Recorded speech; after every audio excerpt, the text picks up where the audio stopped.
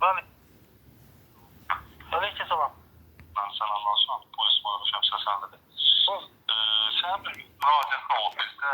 Ha. Biz ona bağlı dedik sana yeniden geri dönüş eləyək. Sen o vaxtda şikayet edəndə həm 150 manat əmək haqqı bildirmişsən, Portin şirkətindən, hə? Ha.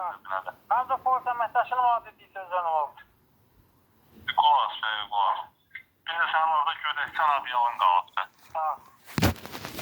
O vaxt deyimsən. Ha. Sənin əməkdaş deyibdi də ki, yəni nə vaxt istəsən gələn adiyalını, gödəkçəni götür. Əmək haqqı da ki, bizim materiallara baxdıq, yazılıb ki, o vaxtda o bildirib ki, Elbrus adlı şəxs izah ki, hə, biz hazırda ödəmələrimiz gecikir, amma yaxın müddətdə ödəyəcəksən, pulun ödənildi.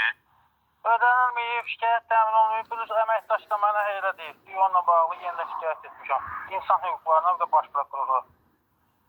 Bildim, sən əmək haqqını ödənilməyib də sən, hə? Ödənilməyib, heç bir şikayətim, heç bir hüququm təmin olunmuyubdur. Yəni şikayətlər ardıcılığına davam edir. Paltarı necə gəldin götürdün, paltarı necə Gəlməmişəm. sən əməkdaş deyil. Yox, gəlməmişəm, nə də götürməmişəm. Yəni üzrlü səbəblərlə əlaqədar, yəni onun izahatını vermişəm. Hə, başa düşdüm də, yəni özün gəlib götürməmsən də. Üzrlü səbəblərə görə götürməmişəm. Əmək haqqım da qalıb orada.